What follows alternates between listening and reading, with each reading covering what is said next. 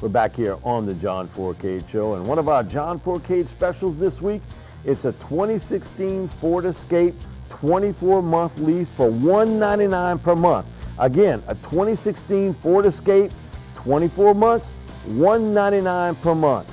Come on, man, come on down to Veterans Ford. We're back here on the John Fourcade Show. And each and every week, we look at some of the top players for the 2016 NFL Draft. And John, one of the areas that gets devalued every year, and I'm interested to see what will happen in 2017 when they'll have some pretty big name running backs come out. But we'll take a look at the top running backs and fullbacks for the class of 2016. Right off the top, Ezekiel Elliott, who I think is going to end up being the only first-round pick running back of this group. Derrick Henry, the Heisman Trophy winner from Alabama. Alex Collins, who I know one thing from LSU standpoint, they're sure glad that he's come out early.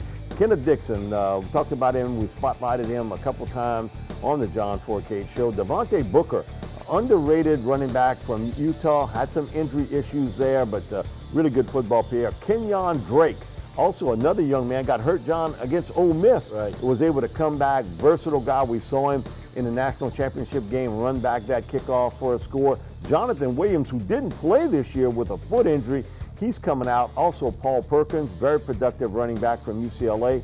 Jordan Howard from Indiana, who was at UAB for a while, and when that program was rolling, and CJ Prosas from Notre Dame. So all those running backs, what we're looking at here, certainly Zeke at the top. I think he'll be a first-round pick.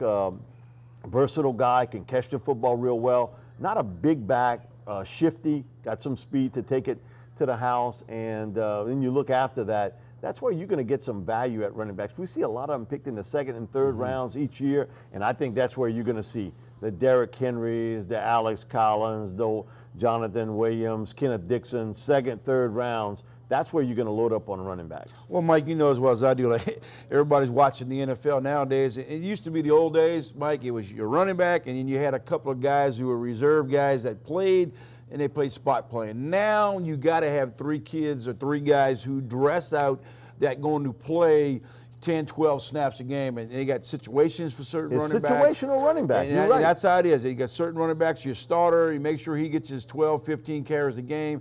The number two guy comes in, he might get 8 to 10 carries, and then the third guy might get 3 or 4 carries and about 8 balls thrown his way maybe throughout the game. Look what happened in the New England game 2 weeks ago against Denver.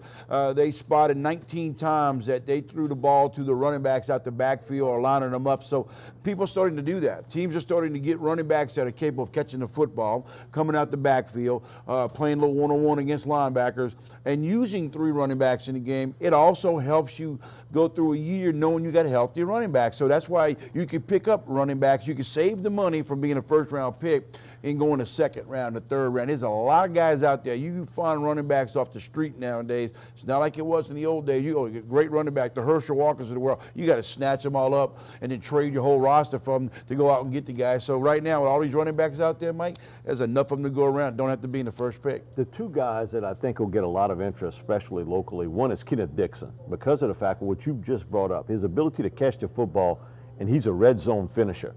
You know, here's a guy that, you know, other than Keenan Reynolds at Navy, he has scored more touchdowns than anybody in NCAA history. And so his ability to kind of seal the deal in the red zone and catch the football, I think is going to get him as either late second, early third round pick. But the most controversial pick will be Derrick Henry, because for a lot of people, they feel as though he's a niche player and that he won't have a lot of success. I think it depends on the team that picks him. If it's a power-oriented team, I think Derrick Henry's going to excel in the NFL. He's also a really good receiver coming out the backfield, but he's not for everybody. And Marcus Dupree did a show with me, and one of the things he brought up was the fact that, listen, I said, I think Derrick's going to be a powerhouse in the NFL running between the tackles. Big question mark is, can he turn the corner? Because he said, you know, I've seen him at Alabama sometimes. He had some difficulties cutting the corner, and he said, you know, in the NFL, those guys are quicker and faster. They're going to beat you to the corner. So he said that would be the big question mark with Derrick. But if I look at a team like a Dallas or Carolina who plays that power football, he's tailor-made for them. I'll say another team, too, I think might be looking at it, but before we get to that team, is, you know, only 7 running backs in the NFL last year out of 32 teams. rush for 1,000 yards, 7 out of 32. And that used to be the small measuring stick of 1,000 yards. And it's the lowest since it's been 91. And you go back to Henry, I'll tell you the other team I think that could seriously think about your New England Patriots. They run that style. They like a big running back inside the tackles, and we'll see what happens. They got the little guys and the little reserve guys to be those scat back, get the ball on the outside, but he's capable of doing it now. The only thing I don't want to see him happen is what happened to the other Alabama running back who ate himself into trouble this past year is Lacey. Will Henry get to be too big sometimes when he get to the next level? I don't think so. I think he's a power inside running back. I like the other guy from Alabama, Kenyon Drake. I think Drake could be a guy you can use a little bit more because he can run inside and he definitely get around the outside. You know, he can do well in special teams, and I just think he catches the ball well enough. But there's a lot of running backs, and we noticed quite a few of them from the SEC, 2 from Arkansas. Just watch those how two Collins guys. and Williams can definitely play. And Booker, you got to go. You got to Booker's a go good with. player, I think I watched him in that bowl game, and I'm gonna tell you right now, between the second and the fourth round, that kid needs to be off the board. Another team, too, is, I wouldn't be shocked with Derrick Henry, Chicago, because it looks as though they're pushing Matt Forte out. And look who's the coach, John Fox, who wants that power running game. We're going to take a look now at the top fullbacks for the 2016 NFL Draft. And those last names are all pretty familiar. Glenn Gronkowski, who's the younger brother of the Gronkowski clan from Kansas State. Dan Vitale, grandson of Dick Vitale. Derek Watt, who's the brother of J.J.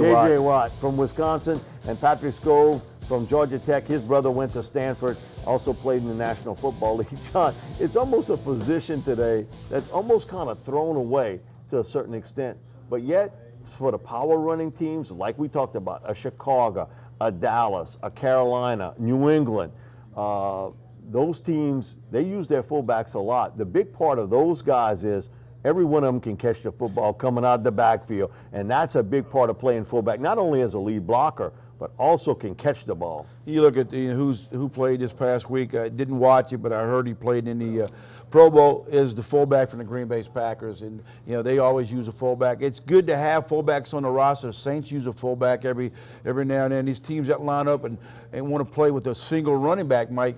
And you got to have a lead blocker every now and then. You know they're all going well. Those fullbacks are good for when they get inside the red zone. You got to have a guy leading blocker running in there inside the tackles and try to score from the red zone. But it's good to have a fullback. And the guys that catch the football, these fullbacks that play in the NFL nowadays, that do get to the Pro Bowls, that do get to things like that, they catch footballs, and that's the big key. If you can catch the football, and all these kids you just seen right here on this list, all can catch the ball. And all got some pretty good bloodlines. Yes, they do. But with Gronkowski, one of the things is the H-back. And when you were playing, that was a big part of the game.